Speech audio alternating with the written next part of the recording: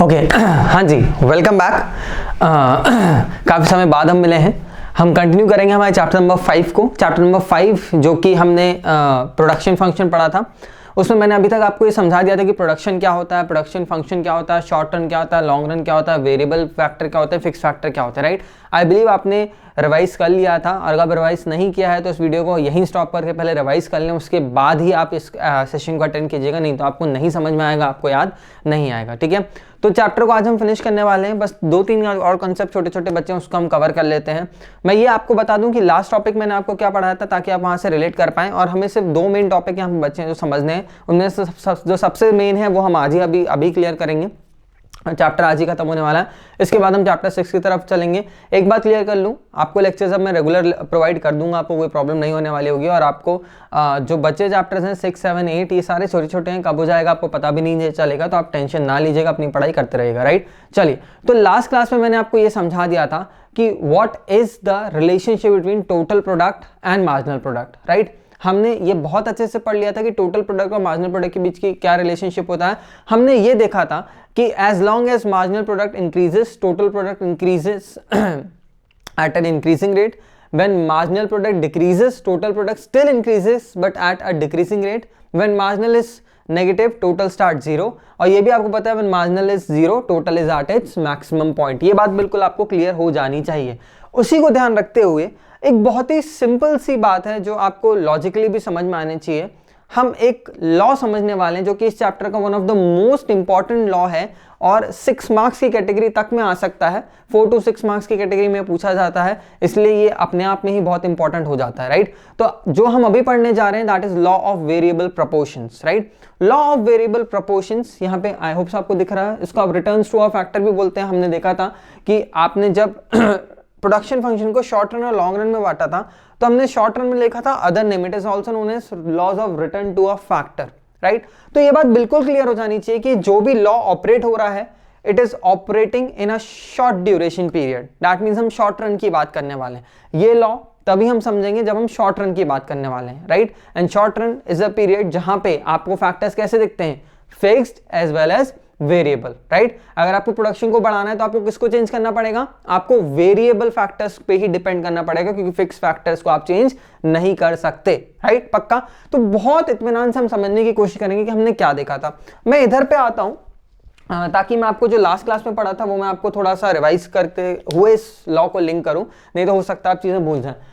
हमने इसी तरीके से कुछ शेड्यूल बनाया था, फिक्स फैक्टर ले लिया, वेरिएबल फैक्टर ले लिया। जहां आपको फिक्स और वेरिएबल फैक्टर दिख गया, दैट मींस हम किसकी बात कर रहे हैं, शॉर्ट पीरियड ऑफ टाइम की, यानी कि शॉर्ट रन में है हम शॉर्ट रन में ये लॉ हम समझने की कोशिश कर रहे हैं। राइट, तो फिक्स फैक्टर हम बोल सकते हैं कि चलो ये लैंड है, ठीक है, 1 एकड़ ऑफ लैंड, तो हर जगह फिक्स ही रहने वाला है। राइट, कोई मशीन भी हो सकती है, हर जगह फिक्स हो सकती है। तो हम ये इस तरीके से हमने देखा था relationship between total product and marginal product. तो इसमें पता चल रहा है कि जब एक वेरिएबल फैक्टर है तो टोटल प्रोडक्ट आपका 10 है, जब 2 आते हैं तो 30 हो जाता है, जब 3 आते हैं तो 45 होता है, 4 आते हैं तो 52 है, जब 5 है तो 52, 6 है तो 48 हमने पढ़ लिया था। राइट, तो इसको अगर हम मार्जिनल के टर्म्स में देखें तो ये समझ में आता है कि पहले लेबर ने 10 का कंट्रीब्यूशन किया, दूसरे लेबर ने 20 का, तीसरे ने 15 का, चौथे ने 7 का, पांचवें ने 0 का, और जो छठवां है उसने -4। राइट, अब हम ये जो हो रहा है ना, इसके पीछे का कारण समझने की कोशिश करेंगे।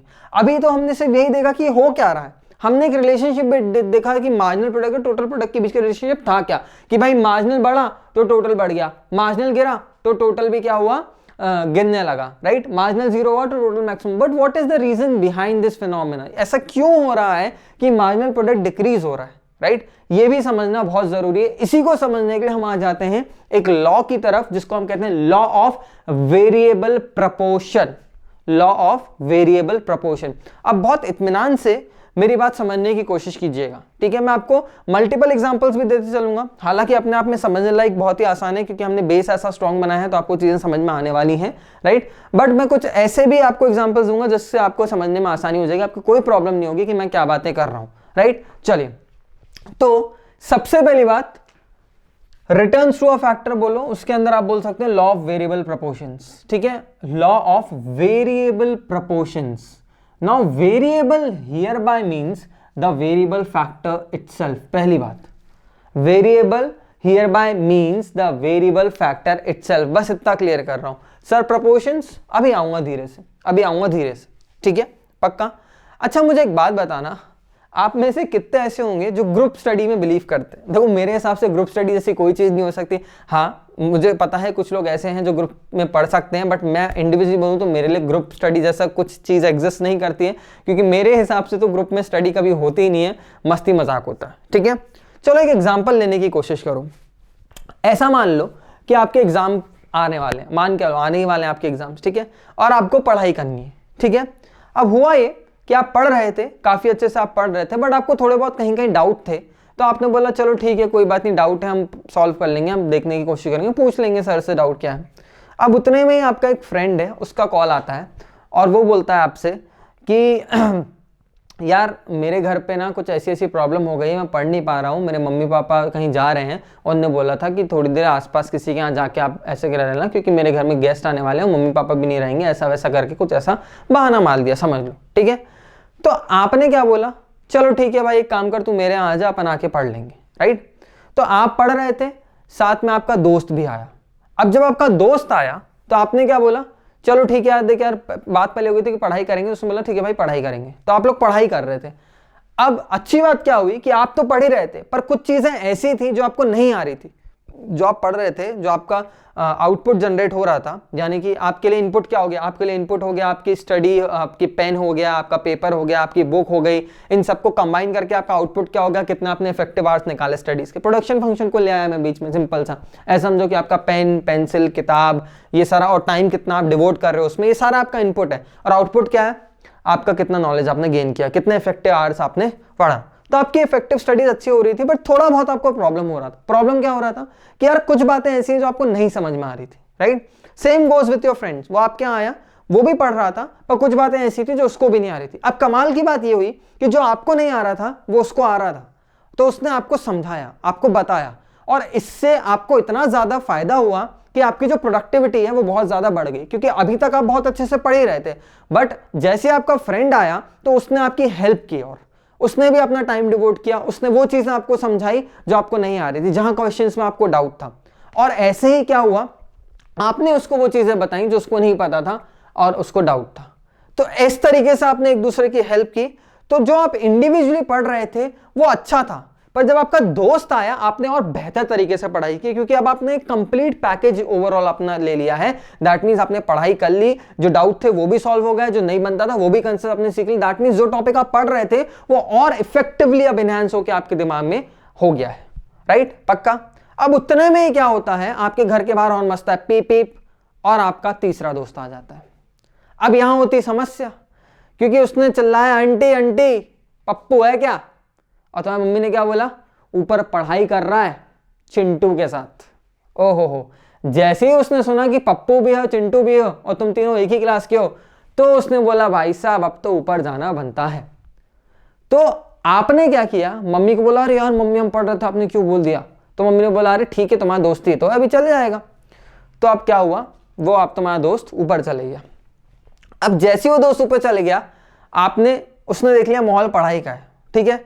आपने बोला कि यार देख यार ऐसा यार अभी थोड़ा पढ़ रहे हैं तो ऐसी मस्ती मजाक नहीं, चलो ठीक है मैं भी पढ़ूंगा मैं भी पढ़ूंगा। पर वो पढ़ने के इंटेंशन से आया नहीं था, वो तो घूमने आया था मस्ती में, तो बोलता मैं भी पढ़ लूंगा, चल मैं भी पढ़ लूंगा। अब क्या हुआ, जैसे ही वो तीसरा तुम्हारा दोस्त आया, तुम 15 मिनट पढ़ने बैठे ही थे ना कि उसने तुम्हें बताया यार तुझे पता है ये वाली मूवी आ रही है, इस वाली मूवी को अपन को देखना, मिस नहीं करना। या तुझे पता है मेरे पास नेटफ्लिक्स का पासवर्ड है, तुझे पता है मेरे पास अमेज़न प्राइम है, तुझे पता है मेरे पास ये है वो। अब इससे क्या हुआ, तुम डिस्ट्रैक्ट होने लगे। और थोड़ी देर में तुमने बोला एक काम करते हैं यार, थोड़ा सा ब्रेक ले लेते हैं, बहुत देर से पढ़ रहे थे, और अपन क्या करते हैं मैगी पार्टी करते हैं, मैगी बनाते हैं और बढ़िया अपन थोड़ा सा रिफ्रेश हो जाते हैं। अब जैसे ही तुमने ये डिसीजन लिया कि ब्रेक लेते हैं, तो वो ब्रेक 15 मिनट से कब 1.5 घंटे हो गया आपको पता ही नहीं चला। मतलब ये सिंपल सा फंडा है कि अब आपका काम, यानी कि आपकी जो इफेक्टिव आवर्स थे स्टडीज के, वो देखा जाए तो अगर पहले इतने थे, दूसरे दोस्त के आने से इतने हुए, तीसरे के आने से वो क्या हो गए, इससे भी कम होके इतने हो गए, इसके भी आधे, जो पहले आपको मिले थे उसके भी आधे। रीजन मीन क्यों, क्योंकि जैसे ही तीसरा व्यक्ति आया तो आप में बातें चालू होने लगी, आप गॉसिप करने लगे, आप इधर उधर की बातें करने। ऐसे मान लो चौथा इंसान और आ जाएगा, फिर तो तुम्हारा ग्रुप बन जाएगा, बोला चलो आज तो वीआईपी घूमने चलना है, चलो आज तो टेकड़ी जाना है, चलो आज तो डीबी जाना है। तो सिंपल सा मतलब मैं आपको समझाने चाह रहा हूं, जो इस लॉ भी बताएगा, वो ये कहता है कि पहले सिंपल शब्दों में समझ लो लॉ बोलता क्या, उसको हिंदी इंग्लिश सारी भाषाओं में सारे एग्जांपल्स के साथ बताऊंगा। लॉ कहता है कि इन अ शॉर्ट रन, जैसे ही आप एक फिक्स्ड फैक्टर के साथ आप वेरिएबल फैक्टर को लाते जाते हैं, राइट। जैसे ही आप एक फिक्स फैक्टर के साथ वेरिएबल फैक्टर को लाते जाते हैं और उनकी संख्या बढ़ाते जाते हैं, मान लो एक मशीन है, एक मशीन में आपने एक लेबल लगाया, दूसरा लगा दिया, तीसरा लगा दिया, चौथा लगाया, इस प्रकार से। आइडिया लग रहा है क्या बोल रहा हूं? ठीक है। तो यह बोला गया कि जैसे ही आप एक फिक्स फैक्टर के साथ वेरिएबल फैक्टर को बढ़ाते जाते हैं, इंक्रीज करते जाते हैं, तो आपका जो टोटल प्रोडक्शन है वो पहले बढ़ता है at an increasing rate, then at a decreasing rate, and finally at a negative rate. Sir ये क्या बोल दिया, इतनी गंदी सी बात बोल दी। अच्छा सुनो, सिंपल से शब्दों में देखो, जैसे ही आपका पहले आप पढ़ रहे थे, आपका फिक्स इनपुट, आप मान लो आपके लिए क्या हो गया, फिक्स इनपुट आपके लिए हो गया वो कॉपी, पेन, टेबल, वो सारी चीजें आपके लिए इनपुट हो गई, ठीक है। उसी के साथ आप पढ़े थे, एक बुक हो गई। एग्जाम्पल समझ लो समझने के लिए, आई नो बहुत एक्यूरेट नहीं पर समझ में आ जाएगा। अब जैसे ही आप पढ़ रहे थे, बढ़िया था, आप इतना पढ़ पा रहे थे, आपका दोस्त आया तो आपकी एफिशिएंसी इतनी हो गई, क्योंकि जो चीजें आपको नहीं आती थी वो उसको भी आती थी, तो आपने पढ़ा। अब जैसे तीसरा दोस्त आया तो क्या हुआ, जो पहला वाला था ना उससे भी थोड़ा कम हो गया, चौथा आएगा तो और कम हो जाएगा, क्योंकि तुम घूमने निकल जाओगे। अब ध्यान से समझना, फॉर एग्जाम्पल तुम्हें मैंने बोला कि पेंटिंग करो, क्या करो, पेंटिंग करो, बढ़िया से एक पेंटिंग कॉम्पिटिशन हो रहा है, तुम लोग पेंटिंग करो, एक बेंच है। अब एक बेंच में मैंने तुम्हें बैठा दिया, चलो ठीक है तुम बैठ गए, फिर मैंने एक बेंच में दूसरे व्यक्ति को बैठा दिया, दोनों बैठ के पेंटिंग करने लगे, ठीक है, बड़े अच्छे से। एक बेंच थी काफी, जैसे आपकी स्कूल बेंच होती है ऐसा समझ लो, ऐसा 3 सीटर समझ लो, 3 सीटर, तो 2 लोग उसमें बैठे थे बढ़िया और अच्छे से पेंटिंग कर रहे थे, तो किसी को कोई दिक्कत नहीं होती थी, किसी का हाथ नहीं लग रहा था, बढ़िया सा आपके पास भी पेंट ब्रश सब कुछ था, सब बढ़िया अपनी पेंटिंग बना रहे थे, राइट। अब मैंने एक तीसरा व्यक्ति और बैठा दिया, ऑल्दो वो एक 3 सीटर ही है, बट तीसरे व्यक्ति के बैठने से आपको पता है थोड़ा बहुत हाथ लगता है, स्कूल में भी ऐसा होता है ना, हाथ लगता है, एडजस्ट करना पड़ता है, कभी कभी गलती हो जाती है, राइटिंग मिस्टेक हो जाती है, तो पेंटिंग में देखो कितना दिक्कत होगी। तो जैसे तीसरे व्यक्ति को बुलाया तो पेंटिंग करने में क्या हो गया, आप तीनों को तकलीफ होने लगी, और मैंने बोला भाई साहब जगह नहीं है, एक और व्यक्ति भी इसमें ही बैठेगा, ऐसा हो सकता है क्या? और होगा भी, अगर चलो ऐसा कर दिया, मैंने बोला जैसे तैसे तो मैं 4 व्यक्ति को बिठा भी दिया, तो मुझे बताओ जो आउटपुट निकलना है, यानी कि जो पेंटिंग बननी है, तो मुझे बताओ क्या होगा, मुझे बताओ क्या होगा। जो तुम बेटा एक ताजमहल बना रहे होगे ना, वो किसी खंडर से कम नहीं बनेगा, है ना। कहने का मतलब ये कि जो आउटपुट है वो डिक्रीज होना ही होना। चलो ऐसा समझ लो, और कि फॉर सपोज बाइक में जा रहे हो तुम, 2 जन अच्छे से बैठ सकते हैं, 3, चौथा आया तो, 5वां आया तो। मैं आपको बहुत सारे ऐसे एग्जाम्पल देने की कोशिश कर रहा हूं कि कंसेप्ट का बेसिक आपके नॉलेज दिमाग में बैठ जाए, राइट। जैसे मान लो मैंने तुमसे बोला कि यार एक सुनो यार, 2 लोगों का काम होगा, तो तुम्हें क्या करना है, मैं एक आर्टिकल लिख रहा हूँ, बड़ा काफी लंबा आर्टिकल है, तुम्हें 2-1 दिन लग जाएंगे लिखते लिखते, बढ़िया इसको लिखो। उसमें बहुत सारा स्टैटिस्टिक्स इन्वॉल्व था, तो तुमने अपने दोस्त को पकड़ा, उसने बोला सुन मैं लिखने का काम करता हूँ, तुझे से although this is not practical, एक इंसान जो मैं एग्जांपल देने वाला हूँ उसको थोड़ा सा समझने की कोशिश कर रही थी मस्ती मजाक में, कि आपने क्या किया, अल्फाबेट्स लिखना चालू कर दिए। मैंने तुम अपने दोस्त को बोला कि तू नंबर पैड पे अपना हाथ रख, मैं अल्फाबेट लिखते जाऊंगा, तू नंबर पैड पे हाथ दबाते जाना, फटाफट फटाफट जैसे ही मैं लिख दूंगा तू फटाक से वहां स्टैटिस्टिक्स तेरे पास है, तू उसको टाइप करता ना, जल्दी जल्दी हो जाएगा। मान लो ऐसे जल्दी हो भी रहा था, एक तीसरे व्यक्ति को और वहां पे लगा दिया, तो भैया तुम टाइप ही नहीं कर पाओगे, वो वहां पे स्टार फलाना डिकाना एंटर सब दबा रहा है, पूरी उंगली आपकी क्या हो गई, एक तरीके से सब पूरा कीबोर्ड सही से नहीं हो पाया और आपका आउटपुट निकल ही नहीं पाया। सिमिलरली बेटा ऐसा ऑब्जर्व किया गया है इंडस्ट्रीज में, प्रोडक्शन यूनिट्स में ऐसा ऑब्जर्व किया जाता है लॉ ऑफ वेरिएबल प्रोपोर्शन में, कि जैसे ही आप एक फिक्स फैक्टर के साथ ज्यादा से ज्यादा वेरिएबल फैक्टर उस पे इंप्लॉय करते जाते हो, तो जो टोटल प्रोडक्शन है ना वो धीरे धीरे धीरे धीरे गिरता जाता है, धीरे धीरे धीरे धीरे गिरता जाता है। जैसे कि यहां देखो फिक्स फैक्टर लैंड है, इसी लैंड में आपने एक व्यक्ति लगाया तो अच्छे से काम कर पा रहा था, मार्जिनल प्रोडक्ट 10 का दे रहा था। जब 2 आए, जैसे दूसरा फ्रेंड आया, तो बेहतर काम हुआ, बेहतर चीजें हुई, थोड़ा काम बढ़ गया, हेल्प होने लगी अच्छे तरीके से। हो सकता हो यही पहले क्या कर रहा हो, जमीन पे खोदने का काम भी वही कर रहा, मिट्टी भर के ले जाने का काम भी वही कर रहा, तो थोड़ा थक भी ज्यादा हो। जैसे दूसरा व्यक्ति आया तो एक व्यक्ति सिर्फ खोदने का काम कर रहा और एक व्यक्ति मिट्टी ले आने का काम कर रहा, तो उससे बेहतर काम बट के हो रहा, बेहतर काम हो रहा, ठीक है। जैसे तीसरा व्यक्ति आने लगा, उतनी सी जगह, मान लो जगह इतनी ही है, इसमें एक दो व्यक्ति अच्छे से आ रहे थे, तीसरा आया तो थोड़ी बातचीत चालू हुई, जैसी बातचीत चालू हुई तो एफिशिएंसी थोड़ी कम हो गई, चौथा आया, पांचवा आया, छठवां आया, एक समय आया कि जगह ही नहीं बचा, एकदम ऐसे ऐसे कस कस के आपस में खड़े हुए, कुछ ना कुछ काम कर पा रहे ना कुछ। अब इसको रिप्लेस कर दो एक मशीनरी से। मान लो एक मशीनरी पे वो मशीनरी आपका पैकिंग का काम भी करती है, वो मशीनरी आपका कह सकते हैं कि कटिंग का काम भी करती है, ठीक है। तो उसमें दो लोग तीन लोग लग जाते हैं। अब जैसे मान लो, और ऐसा जरूरी नहीं है जैसे मैं यहाँ पे बोल रहा हूँ कि भैया एक आएगा, दूसरा आएगा, तीसरे आके आने से बिगड़ जाएगा, depends upon the capacity of that fix factor. अगर एक मशीन है जिसमें 4 लोगों की जरूरत है तो पहले 4 लोगों तक कुछ दिक्कत नहीं होने वाली है, क्योंकि वो 4 लोग मिलके बैठ के अच्छे से काम करेंगे। हो सकता है 5वें के आने से चीजें खराब हो, क्योंकि 4 चौथे के आगे उसकी कैपेसिटी नहीं है, राइट। ऐसा मत समझना कि सर बोल रहे हैं कि एक व्यक्ति आएगा, दूसरा व्यक्ति आएगा तभी तक ठीक, 2 लोगों के रहने से ठीक होता है, बाकी जैसे तीसरा आता है सब खराब हो जाता है। ये जस्ट एन एग्जांपल कि मैं एक्सप्लेन कर पाऊं। It completely depends on the capacity of the fix factor, कि वो फिक्स फैक्टर कितना एफिशिएंट है, कितने लोगों तक। एक बार वो लिमिट आपकी फुलफिल हो गई, उसके बाद भी अगर आप क्या करते हो, वेरिएबल फैक्टर को उस पर लगाते जाते हो तो उससे मिलने वाली जो आपको क्या होगा, प्रोडक्शन होगा, वो क्या हो जाएगा, कम कम कम कम बिल्कुल कम होते जाएगा। आई बिलीव आप समझ पा रहे हैं कि मैं क्या बोल रहा हूं, राइट। सिमिलरली अगर एक मशीन है, उस मशीन पे एक लेबर आया तो उसने क्या किया, मार्जिनल प्रोडक्शन किया 10 का। दूसरा लेबर आया तो मिलके काम किया, बेहतर काम हुआ, एक ने काटा एक ने पैक किया, तो क्या हो गया, एफिशिएंसी बढ़ी, कितना हो गया 20, बेहतर काम हुआ, टोटल प्रोडक्शन 30 हुआ जो कि पहले 10 हो रहा था, राइट। वैसे ही अब इस मशीनरी की कैपेसिटी हो सकता है सिर्फ 2 ही लोगों तक हो, इसलिए जैसे तीसरा आ रहा है तो काम ढंग से नहीं हो पा रहा, क्योंकि 2 लोग ऑलरेडी लगे हुए, 2 लोगों की जरूरत थी, उतना ही काम हो रहा। तीसरे के आने से वो काम कर तो नहीं रहा, उल्टा उनकी एफिशिएंसी डाउन हो रही। तो देखो जैसे तीसरा आया तो क्या होगी, मार्जिनल प्रोडक्ट 15 हो गया, चौथा आया तो मार्जिनल प्रोडक्ट 7 हो गया, और कम हो गया, बातचीत करने लगे, घूमने निकल गए, ब्रेक लेने लगे। जैसे 5वां आया 0 हो गई, और 6वां आया तो -4 हो गई, और मतलब कुछ काम किया तो नहीं, उल्टा जो किया था वो सब गिरा गुरु के चले गया, सब माइनस। तो अब यहां से समझो मैं क्या बोल रहा हूं, रिटर्न्स टू अ फैक्टर या law of variable proportion. Variable proportion यानी कि वेरिएबल फैक्टर। प्रोपोर्शन मींस, ध्यान सुनना पहले यहां आ जाओ फिर वो भी लेके आता हूं। The law of variable proportion stage that as we increase quantity of only one input keeping other input fix.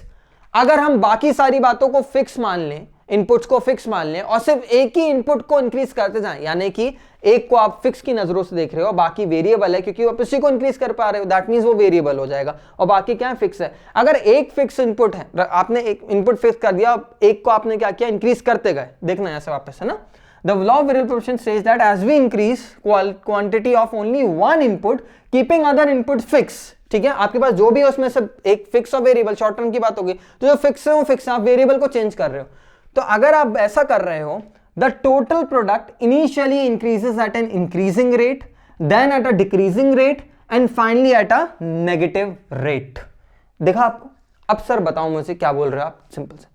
पहले मैंने बोला जैसे ही फिक्स फैक्टर के साथ वेरिएबल फैक्टर को इंक्रीज किया गया एक एक करके प्रोपोर्शनेटली। वेरिएबल फैक्टर को इंक्रीज किया, बट कैसे, इन अ प्रोपोर्शन, एक एक करके अगर हम इंक्रीज कर रहे हैं प्रोपोर्शन वाइज, ठीक है, 1:1 के प्रोपोर्शन में अगर हम इसको इंक्रीज कर रहे हैं, राइट, 1:1, 1:2, 1:3, 1:4, 1:5, 1:6, मतलब एक प्रोपोर्शन में अगर आप वेरिएबल फैक्टर को इंक्रीज कर रहे हो और fix factor as it is है, तो भाई साहब फिर तय है कि आपका टोटल प्रोडक्ट इनिशियली बढ़ेगा इंक्रीजिंग रेट से, देन आपका होगा decreasing rate, and finally at a negative rate. पक्का?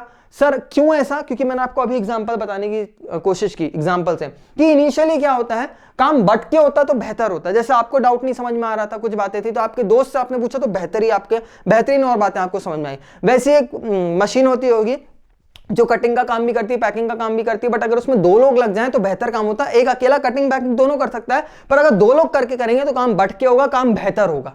तो इसलिए इनिशियली क्या होता है, total product increases at an increasing rate, then उसके बाद जैसे वो लेवल या कैपेसिटी फुलफिल हो गई, उसके बाद आगे बढ़ते हैं तो क्या होता है, it increases eight a decreasing rate. Why eight a decreasing rate? क्योंकि भाई साहब अब जो इनिशियली जो भी व्यक्ति आ रहा है वो कैपेसिटी के बाहर आते जा रहा है, तो वो जब भी आएगा वो काम खराब करेगा। जैसे वो तीसरा दोस्त हमारा आया था, उसको पता चल गया कि चिंटू भी ऊपर से मिलाओ, आके उसने क्या किया, काम खराब करने लगा, डिस्ट्रैक्ट होने लगा। वैसे ही अगर एक मशीन में 2 लोग की जरूरत थी और तीसरा आएगा, तो जब एक पैकिंग में ऑलरेडी, एक कटिंग में ऑलरेडी, तीसरे का उतना खासा कुछ काम कंट्रीब्यूशन है नहीं है। उल्टा हो सकता है बातचीत करके आपका जो टोटल कंट्रीब्यूशन है वो भी कम हो जाए, या जो आपका टोटल आउटपुट है वो भी कम हो जाए। ऐसे मान लो चौथा आ गया तो और बातचीत होने लगी, आप ब्रेक पे जाने लगे, उसने बोला चल यार एक बार अपन चलते हैं ब्रेक पे, होके आते हैं, खाना खा लेते हैं, ये करते रहते हैं। तो वैसे ही जैसे जैसे वेरिएबल फैक्टर बढ़ता गया एक फिक्स फैक्टर के साथ, maybe machinery, maybe land, building, anything, तो आपका जो total product initially increases at increasing rate. Now पहले भी बता दिया था, rate here by means what, marginal product. Rate here by means marginal product, that means total product initially increase at increasing rate. मतलब देखो पहले मार्जिनल प्रोडक्ट 10 था, 10 से बढ़कर एकदम से 20 हुआ, तो increasing rate. Then at a decreasing rate, यहां तक अगर आप देखो, यहां तक, तो आपको समझ में आ रहा होगा कि टोटल बढ़ रहा है, क्योंकि मार्जिनल आपका क्या है, बढ़ रहा है। Rate here by means marginal product, total increase at increasing rate, that means marginal बढ़ रहा है। देखो ना 10 से 12 हुआ। फेज 1 इसको आप बोलते हैं इंक्रीजिंग रिटर्न।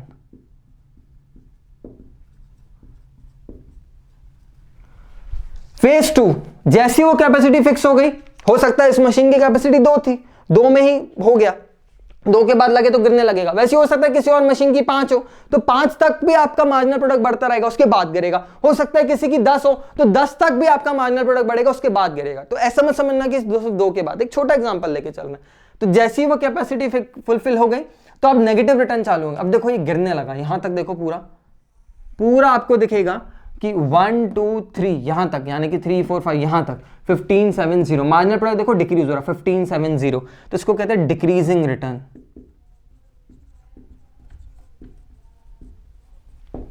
ठीक है, एंड दिस वन फाइनली अगर आप यहां बोलें तो यहां पे मार्जिनल प्रोडक्ट नेगेटिव हो गया, इसको बोलते हैं negative return.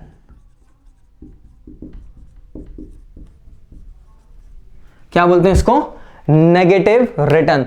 So this is very much clear कि हमने ये जो रिलेशनशिप देखी इसके पीछे का रीजन क्या था, रीजन बिहाइंड क्या था। तो हमने देखा कि जब हम प्रोडक्शन फंक्शन की बात करते हैं शॉर्ट पीरियड ऑफ टाइम में, तो आपने देखा कि फिक्स्ड और वेरिएबल फैक्टर थे, और अगर हम फिक्स फैक्टर के साथ वेरिएबल फैक्टर को बढ़ाते जाते हैं प्रोपोर्शनेटली, तो ये आपको दिख जाता है कि जो वेरिएबल फैक्टर से मिलने वाला टोटल प्रोडक्ट है उस वो इनिशियली बढ़ेगा, फिर डिक्रीज होगा और नेगेटिव चले जाएगा।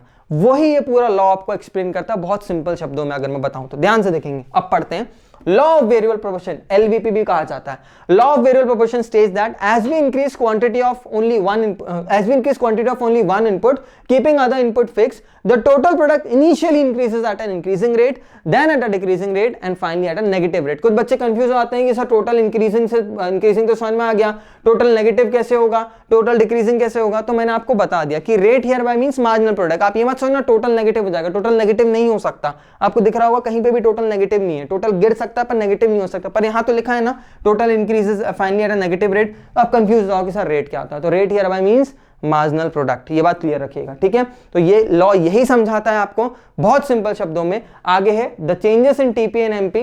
टीपी एंड एमपी के जो चेंजेस हैं वो आपको 3 स्टेजेस में दिख जाएंगे या 3 फेजेस में दिख जाएंगे। Phase 1 TP rises at an increases rate, MP increases. Phase 1 ये मैंने आपको बताया इंक्रीजिंग रिटर्न को फेज 1 कहते हैं, जहां पे TP rises at an increasing rate है। देखो 10 से 30 हुआ, उसके पीछे का रीजन क्या है, एमपी इंक्रीजेस, इसलिए एमपी बढ़ रहा है। फेज 2 ये आपका सेकंड फेज है, ठीक है। When TP rises eight a decreasing rate, कारण क्या है, एमपी डिक्रीजेस पर पॉजिटिव है एमपी। देखो यहाँ पे फेज 2 में टीपी आपका 45 30 से यहाँ पे 45 के बाद सीधे क्या हो गया 52। तो क्या हो गया आपका, ये गिरने लगा, ठीक है, क्योंकि मार्जिनल प्रोडक्ट देखो 20 से होके क्या हो गया 15 हो गया, 15 के बाद 7 और फिर 0, ठीक है। And then phase 3 TP falls, MP becomes negative. Phase 3 है आपका टोटल प्रोडक्ट 52 से फॉल होके 48, पहली बार आपको देखा कि टोटल फॉल हो गया, रीजन मीन मार्जिनल नेगेटिव हो गया, इसको बोलते हैं नेगेटिव रिटर्न। 3 फेजेस में एलवीपी को आप पढ़ सकते हैं और तीनों फेजेस यहाँ। इसी को हम ग्राफ से समझ सकते हैं, वेरी सिंपल। आप यहाँ पे टीपी और एमपी प्लॉट कर दीजिए, मैंने आपको सिखा दिया है टीपी और एमपी कैसे प्लॉट करते हैं। पिछली बार रिलेशनशिप बिटवीन टीपी और एमपी में ग्राफ जो बनना था वो ग्राफ नहीं बना था, तो इसी में मैंने कवर कर दिया। और ये लॉ का भी पार्ट है। लॉ का जब भी आपको पूछा जाएगा what do you mean by law of variable proportion and explain about its phases या व्हाट आर इट्स 3 फेजेस, तो you have to write this law, you have to write about this phases, you have to draw this schedule and you also have to draw this diagram, ठीक है। पक्का ये आपको बनाना है, पक्का।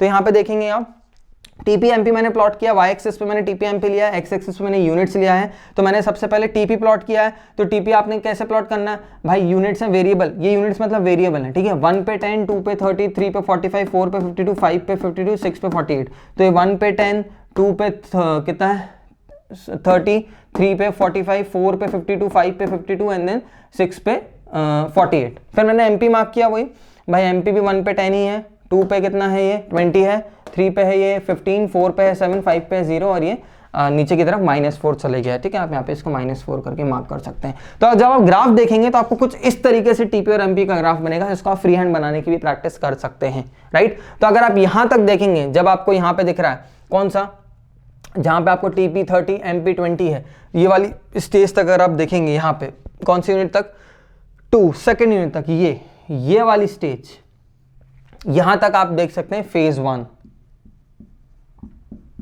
ठीक है, इसके बाद कौन सा यूनिट है, 3 से 5, 2 3 और ये 5, ये यहां तक है आपका फेज 2 और इसके बाद है फेज 3, राइट। आप इसको बुक में भी देख सकते हैं। बुक में अगर आप देखेंगे तो आपको ये सिमिलर सेम दिख जाएगा। ग्राफिकली भी रीड कर सकते हैं, शेड्यूल के थ्रू भी रीड कर सकते हैं, और लॉ तो अपने आप में है। लॉ के पीछे का रीजन क्या है वो मैंने आपको समझा दिया, राइट। एक छोटा सा कंसेप्ट और बचा, उसको हम और कवर कर लेंगे। ठीक है, चलिए